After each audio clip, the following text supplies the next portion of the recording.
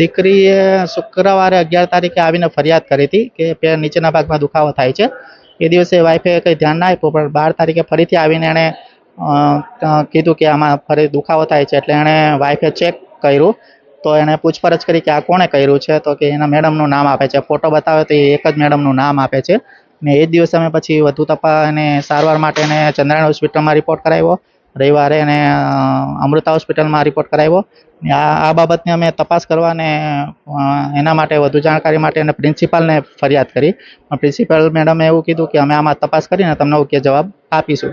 બીજે દિવસે અમે ના પાડી હતી કે અમને આ મેડમ પર હવે જરાય વિશ્વાસ નથી, તમે એને ના સોંપશો. તો એ મેડમ ત્યાં લઈ ગયા, એમની પાસે લઈ ગયા. એ અમને બેસાડ્યા કે આ બેબી પાસે અમે લઈ ગયા હતા એવું કીધું.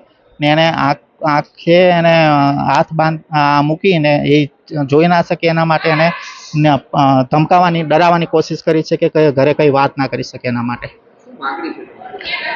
એમાં જે કંઈ પોલીસ તપાસ થાય યોગ્ય ને એમાં કંઈ જે કસૂરવાર હોય તો એને જે કંઈ કાયદાકીય મુજબ સજા થાય એ માંગશે.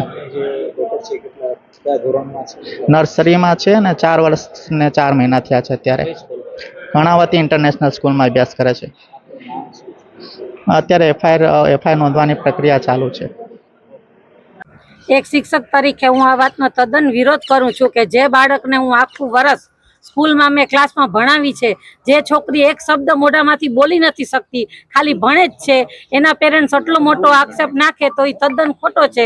અને ક્લાસનું પ્રૂફ એટલું છે કે પૂરેપૂરો વિડીયો કેમેરા શૂટિંગ પેરેન્ટ્સને બતાવેલું છે કે એ બાળકી એક જ જગ્યાએ 3 કલાક બેઠી છે, ત્યાંથી ઊભી બી નથી થતી. અને મોટો આટલો બધો આક્ષેપ નાખે તો હું પેરેન્ટ્સને એવું પૂછું કે એ ઘરની બહાર બી ક્યાંક જાય છે તો બીજે તપાસ કરે. પણ જે વિદ્યાર્થીને શિક્ષા આપતી હોય જે ટીચર, એના માટે આટલો ખોટો આક્ષેપ સ્કૂલ ઉપર અને શિક્ષા ઉપર ન નાખે એવી મને નિવેદન છે. કારણ કે એક શિક્ષક તરીકે આ વસ્તુ મને બહુ જ મારા ઉપર ઈગો મારો હર્ટ થયો છે.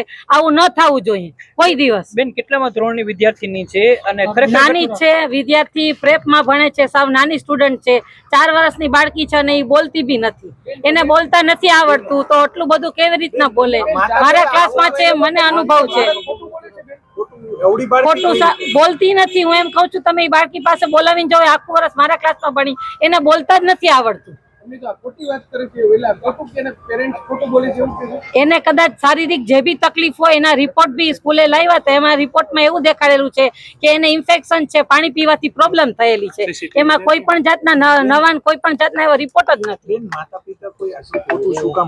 પોતાની દીકરી વિશે એટલું ખરાબ? અરે બીજી કોઈ બી શારીરિક તકલીફ હશે પણ એના માટે પ્રૂફ તો કરે કે આ વસ્તુમાં આમાં સ્કૂલમાં જ થઈ છે. સ્કૂલ થી તો 1% આ વસ્તુ સાબિત નથી થઈ. સીસીટીવી 100% કેમેરા ચેક કરવા સ્કૂલ આવી શકે છે. પેરેન્ટ્સ ને બતાવેલા છે, એ જોઈને ગયા છે કે એમ એવું કઈ આવ્યું જ નથી. ક્યાંય સાબિત જ નથી થયું આ વસ્તુ. બાળકીને માતા પિતા તેડવા મૂકવા આવે છે કે કોઈ વાન દ્વારા કે કોઈ મૂકવા આવે છે અને વેનમાં પાછી રિટર્ન માં જાય છે.